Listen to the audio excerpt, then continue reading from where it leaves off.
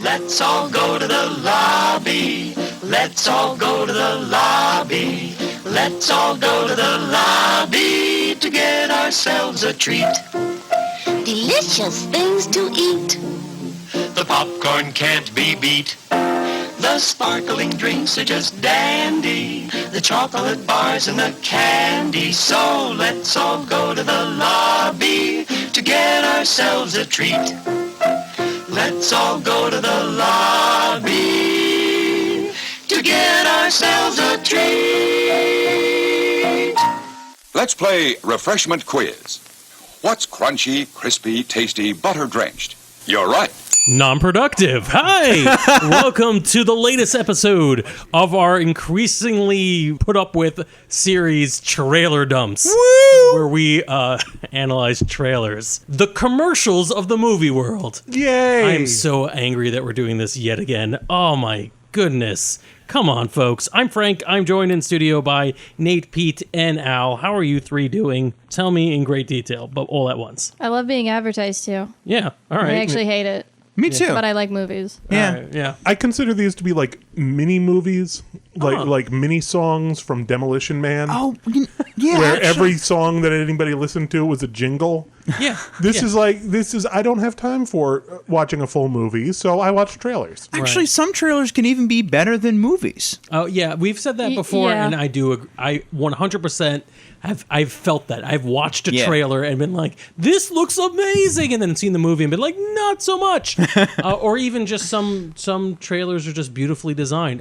Superman Returns. I still occasionally watch it. The Same here, trailer for actually. Superman Yeah, totally. Returns, yeah. You know what? I think one of the masterpieces of that was the Phantom Menace. Okay. Yeah, I can see that too. Yeah, a classic. Which, as I've said before, is like the first one I remember getting really excited over a trailer. Right, and it was yeah. I'll even say Man of Steel actually was a great trailer too, because like the first one where they had like the one that was Jarrell, that was a voiceover by Jarrell, and the exact same footage, and they did it with Paul Kent. And it was just really interesting and just kind of like, the movie was... Have we reached a new low in this show now that we're reminiscing about trailers? Because I feel like about previous episodes of Trailer Dump. It's nostalgia for trailers. Oh, come on. Is, I think, possibly the lowest low we've ever hit. But let's find out. I remember when all we had was a 30-second promo for Howard the Duck. Actually, they and were we longer. loved Weren't it. they longer back then? I felt like they were longer. Well, there were trailers. longer ones. Yeah, they were just in general. They were like, okay. Let me explain everything about this movie. Maybe at some point during this episode, I will play the trailer for Die Hard. It is ridiculous. It's like beat for beat what goes on in the movie because like audiences will not get it. So let me explain. He's a cop who's got a rough edge, but not like totally rough. You'll like him, trust me. And it goes on for like 5, 10, 15 minutes. Probably not that long. But like it's really detailed. It's very uninteresting. I feel like Speaking Stop of detailed or My and Mom Will uninteresting, Shoot was the same. the exact same beats. The Yeah. exact same story beats. Speaking In a of world. uninteresting, let's start with a Netflix series. A trailer that just dumped? All right, yeah. Dropped or dumped today. Guess when we recorded this? Yeah, you could figure it out if you're really that obsessed. But yeah, Al, would you like to walk us through this? Yes, I would like to walk you through the trailer for the Marvel Netflix series The Defenders. It's very interesting because I'm amazed that they were able to make a Defenders series. Because for those of you who aren't familiar with the comics, the Defenders are the group of characters brought together to fight villainy by Doctor Strange. Yep. Who is a Marvel movie property. Right. And they consist of Doctor Strange, the Hulk. Right. Big names. Iceman is usually a defender. Yep. From the X-Men. So wow. Right. And Valkyrie is usually in there. So are any of these characters in the Defenders? Well, I would assume it's the Defenders, right? I mean, yeah, right? Al, you watched the trailer. Actually, no. None of them. of those characters are in the Defenders at all. What? None of them? No. My not even nerd Iceman? sensibilities are being affected. But more important, more interesting characters are in this show. Who is in there? Well, it's a combination of all of the Netflix series characters that we've had thus far. So we have Matt Murdock from Daredevil. We have Jessica Jones from her own series. We have Luke Cage from his series. and we have Iron Fist from his series. Who Hang on a probably sec. has his own name, but we Iron Fist. I don't know, Danny Phantom? I don't remember his name. Danny Rand. Danny Rand. Hang on a second. You Are know you telling me Danny that Phantom said Luke this. Cage and Iron Fist are in the same show and they're in a cool team and it's not called Heroes for Hire? I guess because Matt Murdock is in it, and what am I saying? Matt Murdock, Daredevil. But they're not in Defenders, and none of the Defenders are here. I don't think we can use that name argument here. Oh, we added in Matt Murdock. It's not Heroes for Hire anymore. How is this Defenders? But I don't think they're for hire. Yeah, I think there's a couple of things. The heroes are not necessarily in hire in this, and it's tonally much more in line with every other Netflix show, which is darker, more serious. Really, it does lend itself pretty well to the Defenders idea, and I was super excited about the trailer. I thought it was pretty cool. I liked it. I mean, I like how Matt Murdock came in to, because it starts off with Jessica Jones just being, under arrest, and then Matt Murdock bursts in and is like, hello, I'm your attorney. And It was our first moment of going, oh, I those do are love, people we know. I do love first season and a half of Matt Murdock. He's a pretty cool guy. He is a pretty cool guy. Yeah, I'm impressed with the potential. There's been a lot of flack recently for the Iron Man series. It was the least positively Iron Fist series, the least positively reviewed of the Marvel Netflix series. Yeah. But I do enjoy how he was kind of punked as he was introduced and just sort of flailed to Luke Cage. It was fun. Yeah. It set the not fun. It was good. It set the tone. I like the fact that it's with grunge music from the 90s, which made me feel good. But slow 2012s or 2010s slow cover. Really? No, I think that was Come As You Are. I think it was the original. No, that was a cover. It was a cover? Wow, look at me. Out of date with my own peoples. Yep. I will say, though, I definitely feel that Danny Rand and Luke Cage do have some semblance of chemistry from that trailer, Yeah. which I was afraid they weren't going to have at all. Again, I mean, for all I know, this is a trailer. I could be wrong. It could go into series and not work out very well. But I liked it. I was, let's say, said I am the immortal Iron Fist, and Luke Cage Yeah, seeing Luke give Danny the business, even for a few seconds, was good. Sweet Christmas. And of course, Sigourney Weaver. yeah. Oh, yes. Sigourney Weaver is in this, and it was really... I literally thought you just said Sir Gorney Weaver. I did it with a weird accent for some reason. Okay. Yeah, we don't want to... Who is Sir Gorney Weaver? We don't want to show people how the sausage is made, but we ate a lot of sausage from a local Mexican food shop we're not going to talk about because apparently they will no longer deliver to us. You're going to get an extended reason for for Patreon subscribers.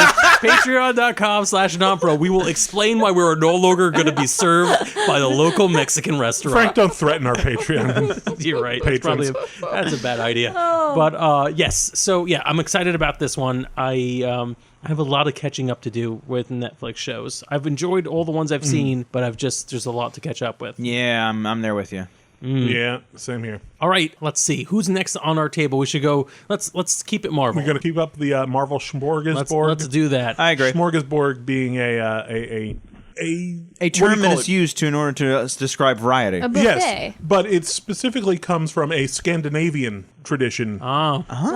Scandinavia being the land of the Norsemen. All right, yeah, we get it. The Norsemen We being are a convenient transition Very into convenient. the new Thor movie, Thor Ragnarok. That was I a don't get it. journey. That How was do a you- journey there. I don't understand. Hammers. Oh, got it. Yeah. All right. Yeah, Thor Ragnarok is coming out, Yes, and we've got a trailer for it. and it has Galadriel in it. Yes, it does have Galadriel in it, and Galadriel has become all-powerful and Evil. beautiful and terrible. Yeah, no one's gonna understand. Very few people are. Maybe I'm giving it about 60%. So we're gonna understand what we just said. So give us some of the beats. Galadriel is Galadriel. Yeah. Kate Blanchett. Kate Blanchett is playing Hela, the goddess of death. We open up the trailer with her smashing Mjolnir. She's pretty hype. Yeah, she's all about it. And She looked great. it's one of those Cap's shield broken moments where you just all of a sudden it's oh, well, the game done changed. Yeah. I mean, except I didn't believe for a second that Cap's shield was actually going to get broken. Oh, yeah. Which it didn't. It was totally a dream sequence. Yeah, exactly. But This time, I believe Mjolnir is going to get destroyed. Oh, yeah. Because this movie is named after the end of the world for the Norse gods. Well, the end of the freaking Scandinavian world. I mean, come on. Yeah, but this is weird because this movie has got a lot going on. We've got Hela attacking Asgard, possibly aligning with Loki, who doesn't seem to be disguised as Odin anymore, which is where we left him at the end of the last Thor movie. That's right. There was a last Thor movie. Yeah. And Thor being utterly defeated and apparently shipped off to a gladiator world, which appears to be run by the Collector, played by Jeff Goldblum. Because of course you would change that actor. I'm of all into the people. Huh?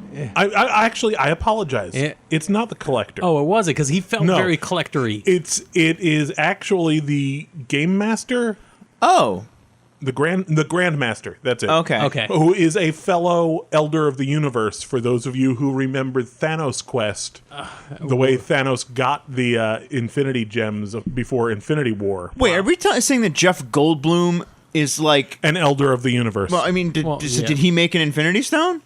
Is Jeff Goldblum God? Well, no, he has an Infinity Stone. Oh. Or he did in the comic books. This character had that in the comic books. Does he have one now?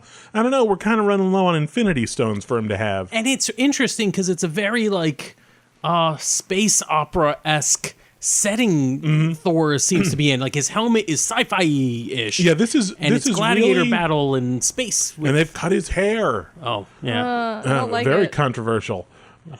But it makes sense if he's a slave in gladiator pits. I mean, does it make sense in the narrative? Yes. Do I like it as a viewer? No. Put it back. And Nate, You'll come to love it. and Yeah, as you will. I think Nate mentioned in pre-production, it's very Guardians in the Galaxy-ish. I felt it. The music choices. Yes. Oh my god, Definitely. that font choice. Holy cannoli. Absolutely the font Oh my- choice. That's like Yeah. a graphic designer thing popping up. You're right. What do you want from with me? the Yeah. rainbow repeating My effect. my job has historically been fonts and font choices. Like, It was like an old. 80s Trapper Keeper. yeah. I was going to say like an old HBO bump. Or that. Oh, All absolutely. these things are true The- and more. The music choice, and then the colors, and then all the Yeah. space stuff. Mad shout out to Immigrant Song. To be honest, I was a little turned off by that. I was a little turned off by the aggressive. Yeah, it made me my nervous. mind said, "Oh, you're just trying to milk on the success of Guardians of the Galaxy." But then there came the big reveal at the end of the trailer. The giant tonal shift when the Thor's opponent Gladiator is revealed Is to be the Hulk. Hulk in the Gladiator outfit from Planet Hulk. So yes, I mean, it's not just the Hulk. It is Planet Hulk Yeah. specifically. Like Yeah. the character, the universe, the setting. It is Planet Hulk, and I am super hyped about this. and then ever adorable Chris Hemsworth just like geeks out over the Hulk. He's like, yes, We're friends for work. And honestly, when I was 100% in at that point, Yeah. even though it's even more kind of Guardians in that it's humorous, although that's kind of a staple I of think all it's- Marvel I mean, movies.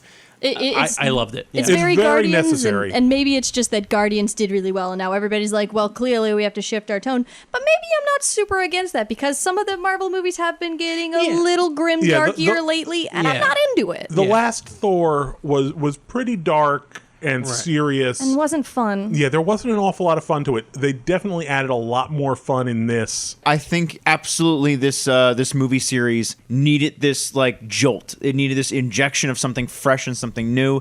And because I feel like it was what was missing from Thor 2, because that movie should have been good. It had all the reasons to be good, all the trappings and decent story, and it just fell. And Not to me, but I could see why you would say that. Yeah.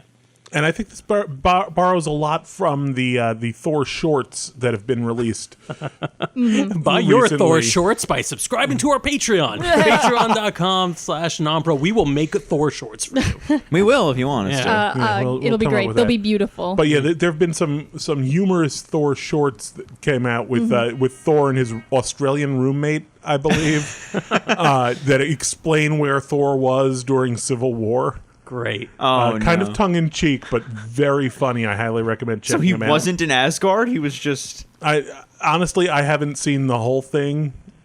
I very much want to check these out. I but haven't yeah, heard of them. They sound very good. From the clips I've seen, they're very funny. Nice. It's kind of like Thor in The Office. Speaking of being missing in action, let's talk about our next trailer, Star Wars: The Last Oh my Jedi.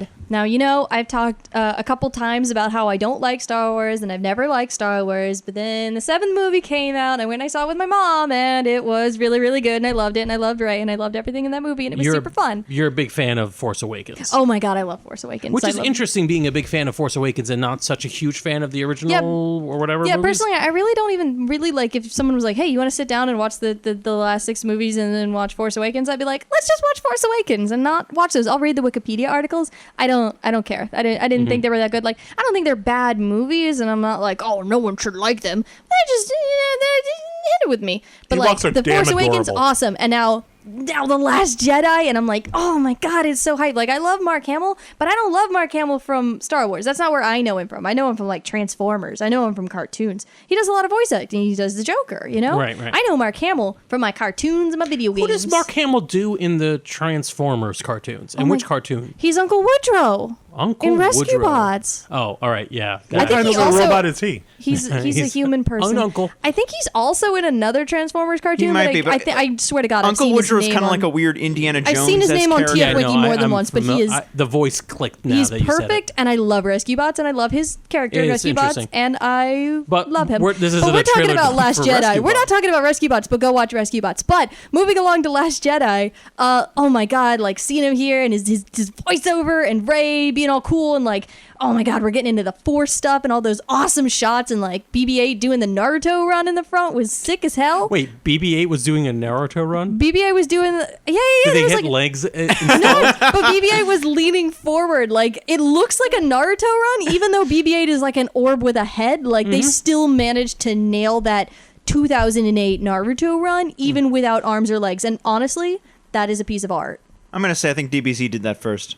All right, so the two of you need I'm to going to give... say that's just how BB-8 moves. Yeah, that's how a sphere moves. But he was going real A fast. fast sphere would move like that. It's not like there's an option for BB-8 to run his legs. Well, that's Although we don't know what's going on in the ball. There may be little... There's an hamster wheel. You want and to there's, talk like, about it? these The legs. Flash leans forward when he runs. he's Naruto running. No, Yeah, the, okay. it's I think the, I think the only person who doesn't lean forward when they run is Forrest Gump. Oh my God! Yeah, you're right. okay, all right. Look, we're getting way too into the specifics of Naruto. So does running? Forrest Gump do a reverse Naruto run?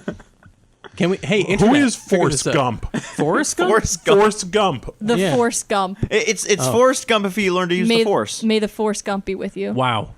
Could you We imagine? have one more trailer after this. Oh my folks. God! Okay, Please pay attention. back to the Last Jedi. I'm real hyped. I mean, the trailer itself, like, just the name of it, like brings up so many questions. Like, would who s- is the Last Jedi? Who I are think the Last Jedi? the Who's lo- gonna die? I do. Who well, are going to die? I hope that we don't see a ton of death in this movie necessarily. Although I'm open to whatever could happen. But I agree, The Last Jedi as a title itself is very evocative. It's ominous. Yeah, it's very interesting. I'm gonna say I think what seals that in far more for me than just the title is Mark Hamill's last line at the end of that trailer, where he's like, "I only know one thing, and it's time for the Jedi to just go." Like he's just like, Time I'm for the Jedi to paraphrasing. end. I'm paraphrasing here. The Jedi are out. But it's All like right. everyone gets a Chanel round. is in. We're gonna do a round of everyone paraphrasing that last line. Thank you. So Al's is I only know one thing. The Jedi gotta go. Mine is like, listen, I don't know much, but Jedis are Quitsvilles. Dear baby, welcome to Ducksville. I recall it. The line being sung.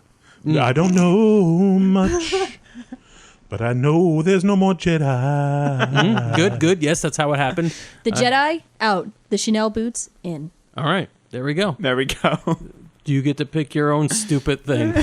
And That was the trailer I watched. I don't know about y'all. But I will say though, like it definitely sealed it in for me that this was something. It's like where Luke is pretty much like, no, we're done. Like I learned the way of this thing, and I think the world is better off without us. I mean, everybody has had like all the sort of dumps people have had on concepts of the Jedi and the Sith and what it means and yada yada yada Force and the rules and meta and critique and stuff. And I think it's really cool to get into that. And I am ready for the lore dump of what the heck Luke Skywalker has been up to for 60 Interesting. years. I still call BS I don't understand how Luke can call himself a Jedi if he is in fact calling himself a Jedi. Because man never learned anything.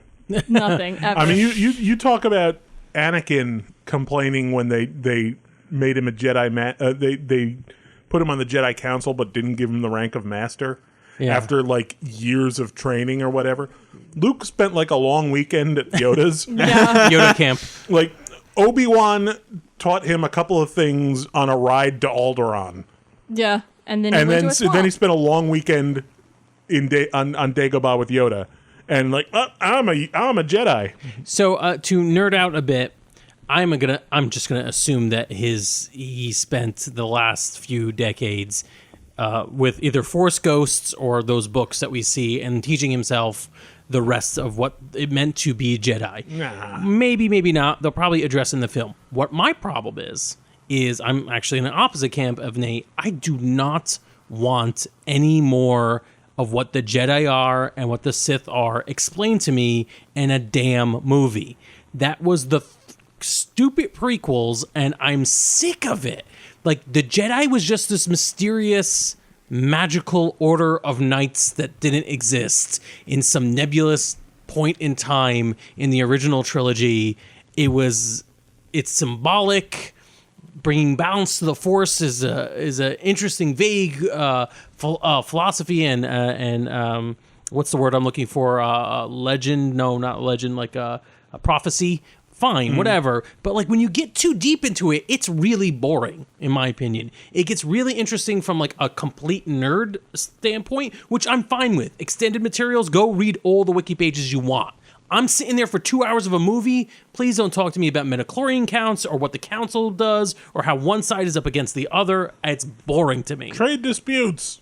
Or any of that. Oh, no, you're 100% right. I don't care about any of that. What I'm saying is, as far as I remember in the original trilogy, they present that argument that the Sith is, emotions and stuff, right? Never brought up. Not Is in that the stuff not a thing? There's Not no in Sith in the stuff? original trilogy. Is there not, really? They don't mention Sith at all, actually. Really? Well, technically there are two Sith, but they never say They never say the word. Right. Huh. They just say the dark side a lot. Well, is Yeah, there, and they don't even, okay, beyond not whatever. saying the word, they don't even go into, like, the concept that there are organizational arguments between just light That's side pretty and dark interesting. side. I'm pretty into that. I'm gonna have to look more into that. But isn't there something about the dark side and Jedi and emotions and stuff like that, like the Force and emotional? You're supposed to a certain degree. Yoda says that you're not supposed to don't let your emotions betray you and fall to the dark side and attempt to be really good. thought that was original stuff. Something about It's emotions. in there, but it's very Subtle. It's subtle. It's not as if they're trying to teach you a dogma. Okay. And if we're getting into how Luke learned to be an officially ranked internet Jedi, and then he trained these kids, and they betrayed him because they're deciding to go with more of a socialist or liberal, or like it's. I don't want to know any of that. I'm gonna rescind my statement then. Yeah. In that case, I think it depends how they're gonna do it, right? Right. I think it could be done well as long as it's done in that same style that we did with Yoda, where like it was pretty much just Kylo Ren had the same temptations of Luke, where like Yoda says like when Luke asks, "Is the dark side stronger?" He says, "No, it's quicker, it's easier, it's more seductive," and that's it. He doesn't even say the light side is stronger. He just says that. No, it's just quicker, easier, it's more seductive. And I definitely want to keep going into this, but this is not a trailer dump. We're Yeah, now all right. writing the movie. Yeah. Right? And we don't know what's going to happen. That's true. It could just be all tied into a specific event in some of the characters' lives, which is what I would go with. I just want to say one more thing before we move on. Sure. And I think we've all assumed here that the Last Jedi is Luke, and I don't know why Not we've necessarily. assumed that, because No. I don't think it No. might be. I think it might be honestly, Rey. I'm or- hoping it's Rey. I think it's Rey. I think it's both of them. Yeah.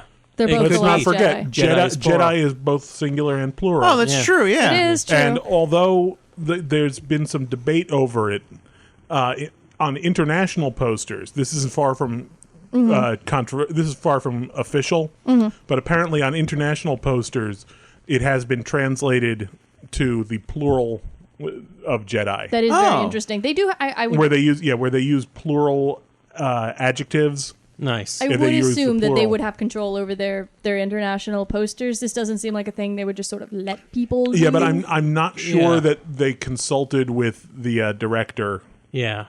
And I mean, think the style director guides. basically said, has said since people pointed that out that, well, okay, that's not really the way I thought of it, but it's not important. So, which I find a little like the Attack disappointing. of the Clones. Speaking of unimportant, our last trailer we're going to review in this incredibly unimportant episode of a very ill thought out series of trailer dumps is The Dark Tower, which I just now found out is actually a movie. I really thought they were developing this as a miniseries. Or as like a Game of Thrones type long form series, because really the Stephen King books, there's I think 9, maybe 10 books. I think it's approximately 28. Yeah, there's like 100,000 plus one the out of every comic 2 books. books published in the last 20 years was The Dark Tower, and then there's comics. It's and got all more yeah. books than the Bible, actually. Right. So it's interesting. Idris Elba as our gunslinger. Matthew McConaughey as the Man in Black.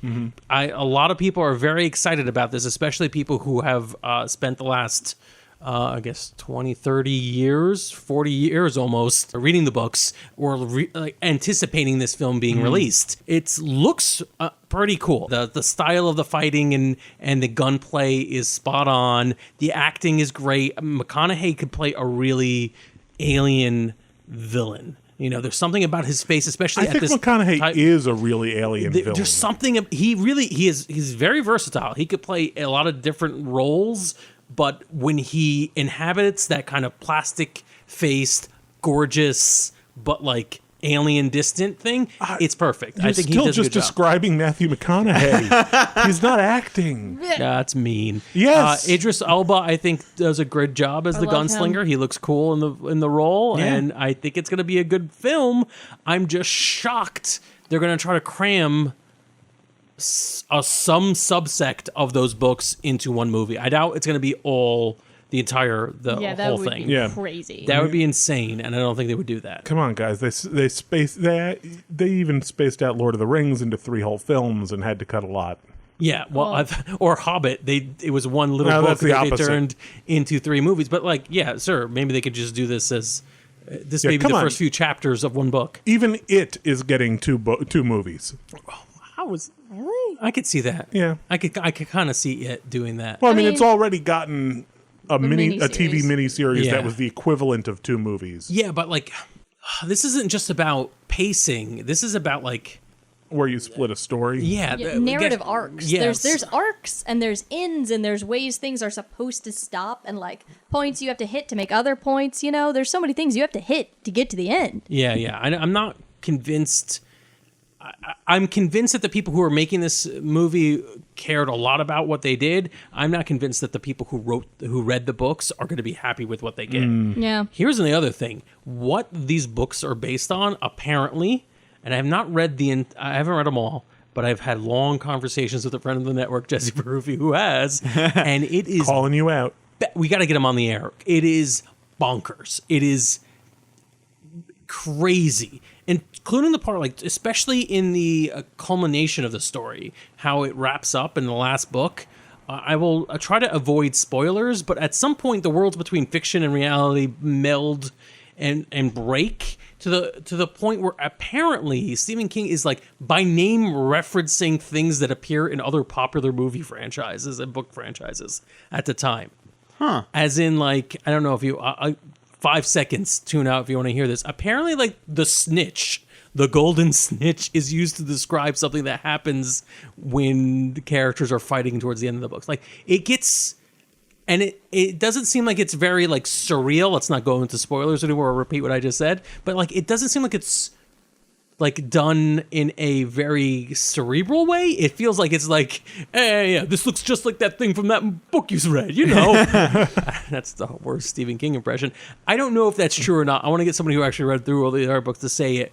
But if you're talking about a really long series that's spread out over many, many books, over many, many decades, and where the tonal shift is at least problematic for some of the readers, how the hell is this going to be a movie? I don't know, but it looks cool. It does. I mean, it looks like... I like Idris Elba. I like to see him in a starring role. And I like this weird, let's treat a gun like a sword thing. It's not that weird, but, I feel like we get a cowboy aesthetic a lot of the time but this is whole hog, where gunslinger is the same terminology as knight, and we're treating the gun as though it were like A magical Yeah, he's like sword. he's like a cross between a samurai and a knight, kind of. Like Yeah. he's going Yeah. on that cool thing. He's got the whole Rurouni thing going. He looks awesome. Oh yeah, if he was wielding a bow and arrow, this would definitely feel like a martial arts film. yeah. Yeah, he'd be Legolas. Yeah, Yeah. Martial You arts could fantasy. basically call this movie Idris Elba Does Guns Good. right. I'd go see that. Yeah. I'd be think there.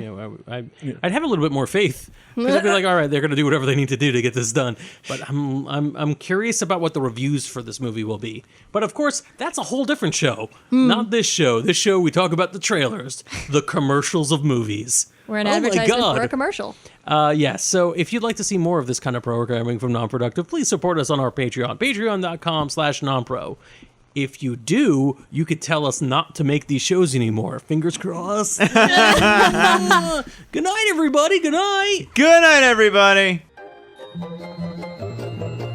This has been a non-productive media presentation. Executive producer Frank Hablawi. This program and many others like it on the Non-Productive Network is distributed under a Creative Commons Attribution Non-Commercial No Derivatives license. Please share it, but ask before trying to change it or sell it. For more information, visit non-productive.com.